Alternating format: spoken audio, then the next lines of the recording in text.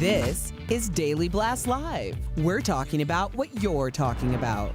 Real, honest, entertaining, live. DBL starts right now.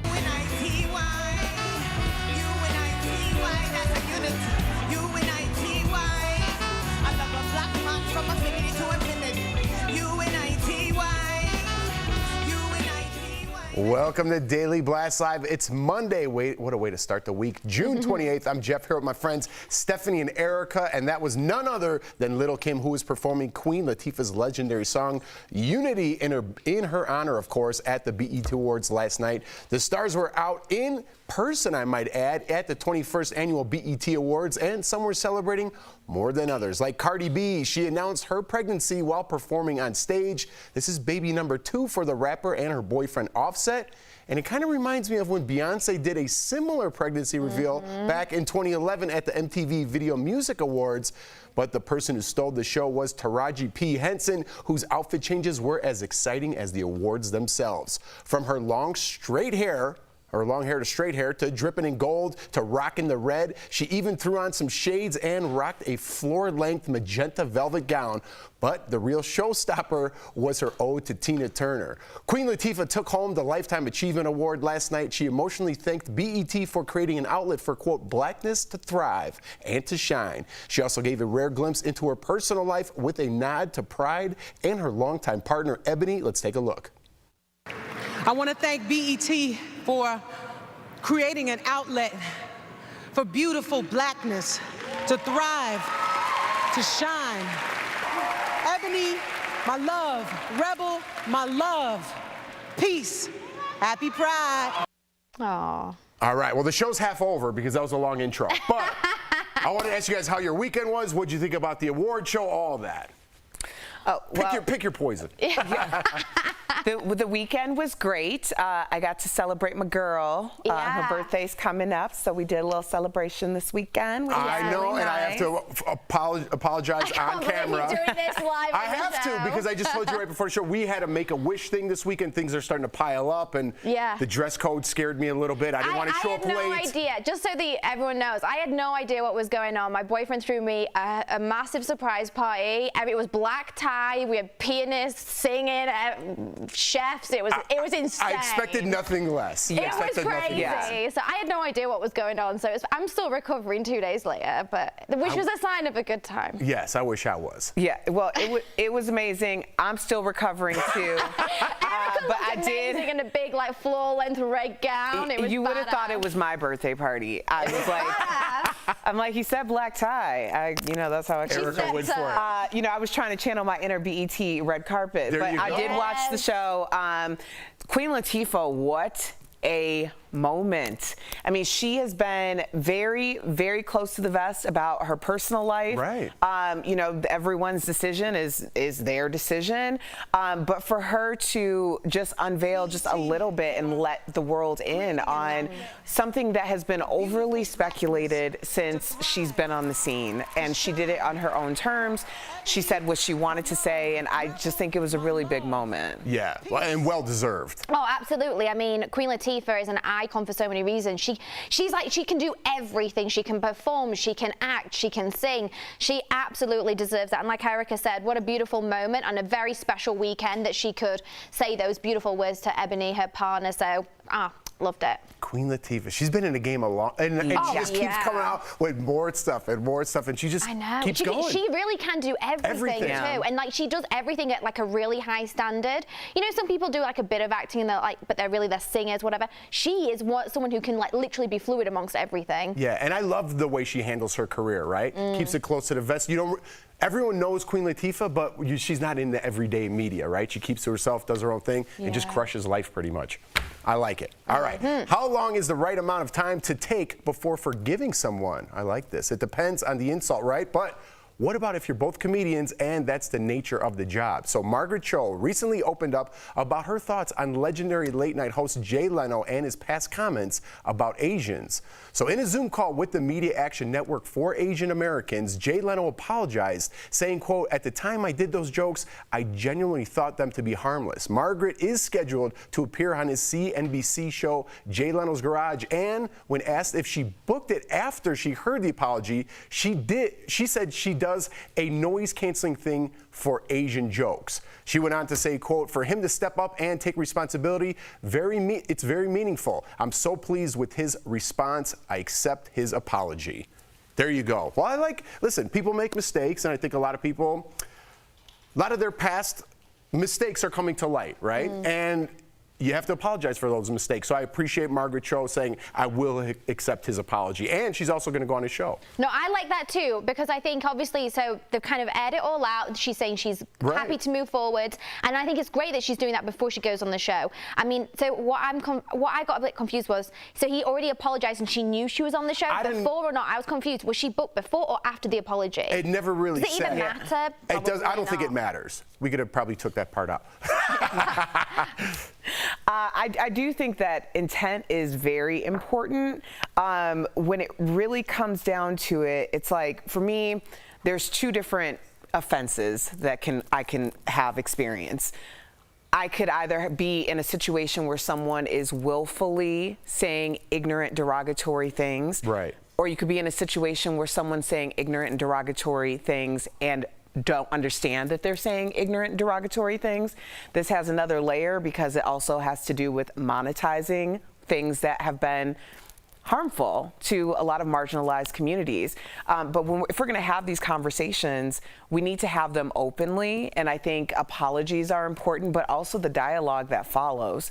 So for this situation, it's like, okay, I understand that things change from generation to generation, but we also have to be accountable to whatever we did to contribute to the situation we have right now. Yeah. I think putting it on the table, though, like having that, I'm sure they'll talk about it. I hope so. I definitely hope so, right? When she comes on Jay Leno's show. Yeah. And I think that's what we need, more of the apologies, but like you said, followed up with like, hey, when I said that, I didn't mean this, or whatever his excuse may be, but to put it on the table and hash it out rather than just apologizing and moving on and then making the same mistake again later on in life. Exactly. And also I like that he's done that obviously before. I'm assuming it takes a long time to book an artist to come on a show, you know? Yeah. And I'm hoping that he did that like of his own accord. There was, you know, he just did it to be like, happy moving forward. Well, I'm excited to see the show nonetheless. All right, guys, if you're a newlywed, what do you think about laying down certain rules for a new partner? All right, I like this one too. Real Housewives of Atlanta star Cynthia Bailey told Page 6 she is not messing around when it comes to beautiful women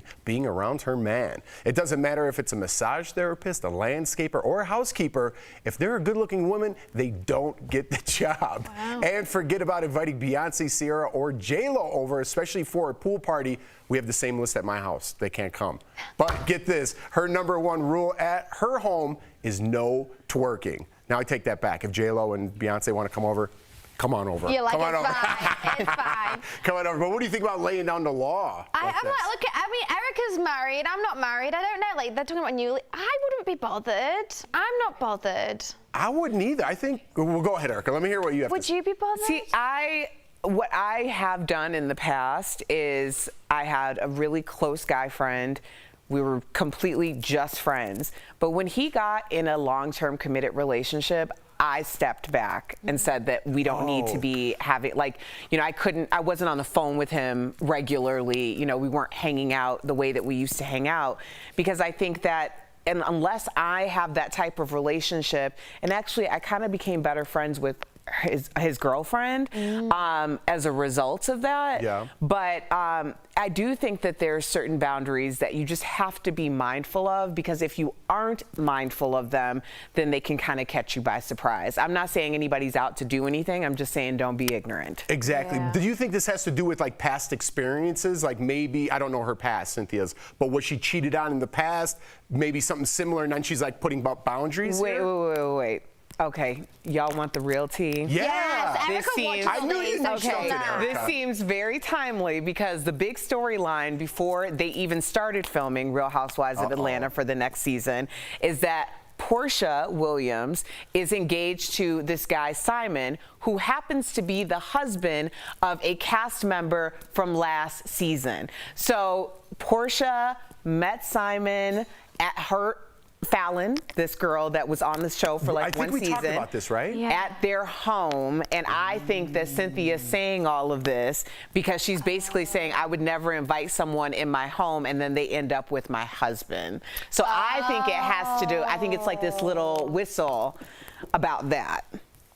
See, I knew there was something deeper. I knew there was something deeper. Erica knows all the stuff about the Real Housewives, so I'm like, Oh, yeah, that makes sense now. All right, so we're at the bottom of that one. Now, this next one's for you, Stephanie, because the ongoing feud between brothers Prince Harry and Prince William doesn't seem to be letting up anytime soon. They recently reunited at their grandfather's Prince Philip's funeral in April, and many hoped it would be the neutral ground they needed for a reconciliation, but there was no brotherly love. In fact, it's been reported that they were at each other's throats worse than before. All this supposedly stems from Prince William's concerns over Meghan Markle at the very beginning of her relationship with Harry. The brothers are scheduled to reunite once more in a few days at the unveiling of a statue of their late mother, Diana. So does this have any legs, Stephanie?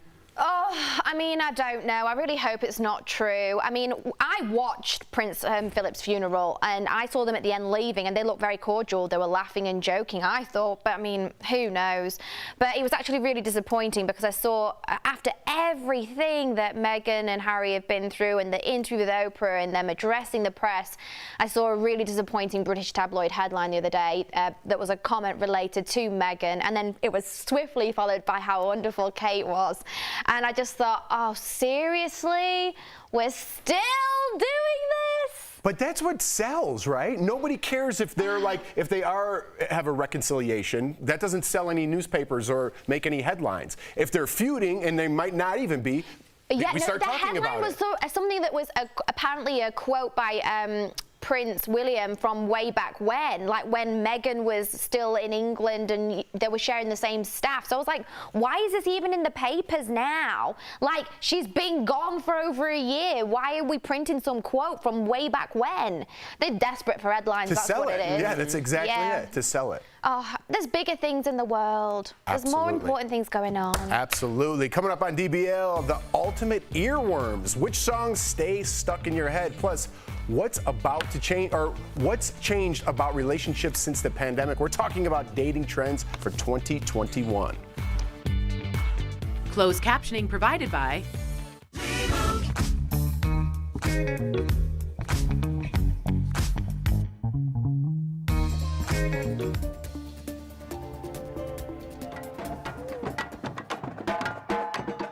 What is now a collection of parades, parties, and concerts began with a clash between the LGBTQ community and New York police. In June 1969, police raided the Stonewall Inn, a popular gay bar in Greenwich Village, claiming the property had violated liquor laws. As police officers began making arrests, those remaining gathered outside. At this point in history, homosexuality was still considered a criminal offense, and it was common for police to raid bars like Stonewall. But this raid led to a nighttime riot. Over the next 6 days, thousands took to the streets in protest. In 1970, on the first anniversary of the police raid at Stonewall, activists organized the Christopher Street Liberation Day March, the start of the city's first Gay Pride Week. Fast forward to 1999, then President Bill Clinton became the first to issue an executive order, recognizing June as Pride Month. And that's connecting the dots.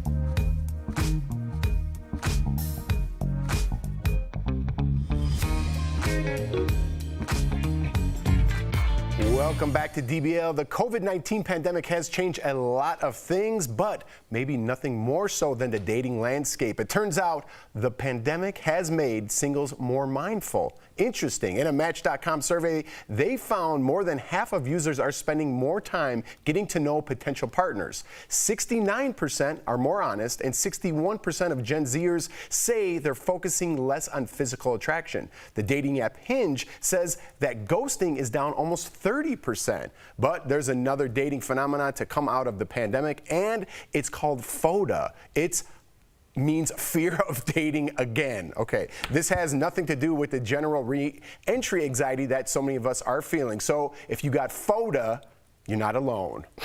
FODA's a new one. FODA's a new one. No, I've got a friend who definitely, Not FODA. I know. I wanted to say fear of missing out. That's why, like, that one's FOMO. Yeah, that one. No, I've got a friend who definitely is like scared to date again. It's really interesting, and he doesn't want to go on dates. He doesn't. Well, he's also got the fear of leaving the house. You know, like I think COVID's really affected him mentally. He doesn't want to date. He doesn't want to go out. It's really sad. You know. I might. If I was in that game, I might have a little FODA, right?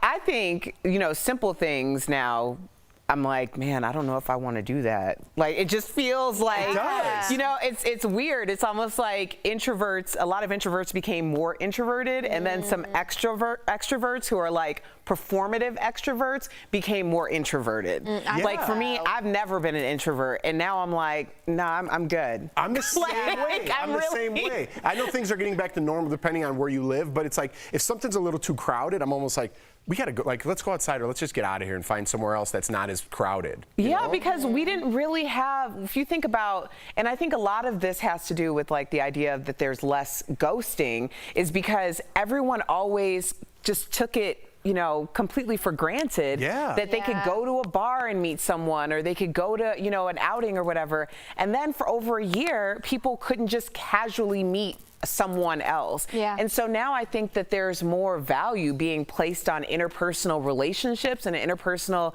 communications. But when we locked down fairly gradually. It's like the world just opened and everything's is fine, and everybody's back in the bars and people are doing all these things. There was no gradual reintroduction after like a year and a half, and it's making people like a little loopy. It is. There's some culture shock for sure. That goes along in with England, everything, half the things are still not even open. They're still like kind of locked down. Isn't that insane? It is insane. They're still going through it right now. I hate being 40 and 43 and responsible. I like making bad decisions in my 20s with no repercussions. Except there's plenty of repercussions. Are over. I know they are. Coming up on DBL, the songs we just can't get out of our heads, how earworms can actually impact your sleep. That's coming up next. We all know that movement is like that.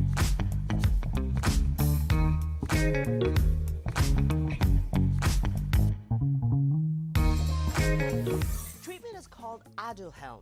Alzheimer's News today says it is the first treatment approved for Alzheimer's in nearly 18 years, and the first to not only treat the symptoms, but also slow the disease's progression. But it's not cheap. Treatment would cost $56 grand per year per patient. And because it would work for most of the millions of Americans on Medicare, it could have huge financial implications for that program.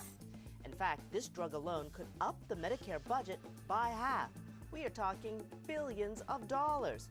On the high end, the cost for just this drug would be greater than the entire 2022 budget requested by NASA.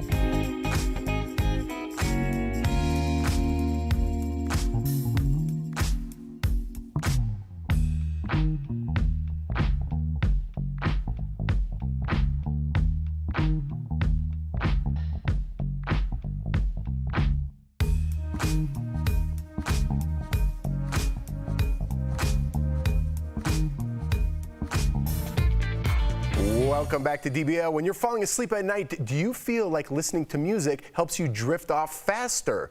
Kind of like that Unity song in my head that Queen Latifah just sang. That's going to be in my head all day. All right, so according to a new study, listening to music before bed could actually disrupt your sleep. It's because of earworms, those catchy songs that loop over and over in your head. UNITY. The study found that listening to tunes before falling asleep can actually cause them. And because your brain will continue to process music when there isn't even any playing. And even when you're asleep, those pesky songs can ruin a good night's rest. So, do you guys want to know my earworm song? I know I just said Unity. Other than Unity? Other than Unity. What is it? It's Sunflower. You're a sunflower. Post Malone and Sway Lee. So I'm going to tell you why. See, now it's going to get stuck in my head. My kids play this song all day at home, and there's like this little Spider-Man video that comes with it, so they want to see the video all the time, and this song's the one that plays. I do like the song, but it's like stuck in my head all day. It's a good song. It's a good one. My one, so I understand that. I said when we were asked this morning, said anything that's on TikTok that's trending just gets stuck in my head because I hear it over and over again. Blinding Lights. I don't even like it. I do like it. I'm over it. But it kind of gets you like in a good mood. It is a go-getter song. Yeah. It's a little, we should blast this because we're all like, it's a good song, but I'm overhearing I like I'm overhearing it. You know why? Because it gives me like that 80s vibe, and I feel like I got like, you know, those leg warmers on and I'm running in place. High kicks. Yeah, yeah, that's what I don't know what. Yeah. That's the visualization I have in my head. How about you, Erica? Oh, it's got to be Tina. What's love got to do with it? Oh, yeah. See, this is a good one too. Yes, I'm here for that one. Maybe show Stephanie that shoulder dance a little bit. You gotta, you know how she does. Can we play it again? I've been thinking. I love it. I love it. Could you give a little shoulder dance? I don't know if I'm very good. I look like really bad. What's not happening? That looks uncomfortable. The pen definitely helps. It feels like you got like a spasm in your back. Doesn't look good, does it? Go on, Not the best. Hey, man, I can't do it either. Do it. Go. Oh my gosh, was this ever a thing? Did anyone's parents ever put their hands on their hips and do this dodgy dance? Was that only English weird parents that did that? I kind of just did that. That was so weird. But I went with the one arm. In England, right, I'm not joking, old parents, like the ones that you're like, oh my God, please stop dancing. They just do that all the time. It's really weird. Old parents? Well, I know. Am I an old parent? I'm not going to comment on that. There you go. We got to go. We ran out of time. All right, guys, we'll be right back with a little bit more. Promotional consideration is brought to you by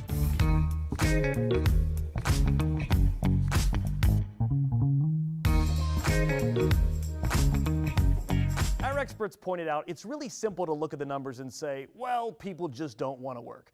But that is not only oversimplifying a complex issue, in many cases, our experts say it's wrong.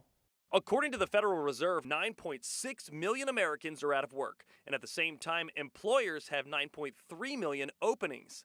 It's led some to say people are unemployed because they just don't want to work. Is that true? There are very large amounts of job openings, and there are a very large number of people who are unemployed, and the pace of filling those jobs somehow feels slower than it might be. To figure it out, we went to the experts. Federal Reserve Chairman Jerome Powell, Heidi Shierholz, an economist from the Economic Policy Institute, and Ben Giddist, an economist from the Bipartisan Policy Center. This month, Fed Chief Jerome Powell pointed out the mismatch of unemployed workers and openings has several factors behind it. Number one, the largest group of unemployed workers are back to work. People just getting temporarily laid off. Their businesses said, when we can come back online, we'll bring you right back. And that is what many businesses did. Another factor, fear of the pandemic. 2.8 million people say they are not working because they remain afraid of COVID-19, of getting it and spreading it. Each of our experts explained what's left over are unemployed workers looking at new jobs. And it's not as simple as just taking the first job available. So it takes time for people to develop new skills, to search and find a new job that's appropriate for them. And one factor all of our experts pointed to is people who had to leave the workforce because of childcare issues. Daycares are still largely shut, so even if people want to work, they don't have anyone to look after their kids. Now, another factor people point to is those extra pandemic unemployment benefits. But don't forget, they're either going away or already gone. A dozen states have already ended those, and 14 more will do that by the end of July. But like our experts say, all of these factors play into the larger employment issues. It's never as simple as people don't want to work.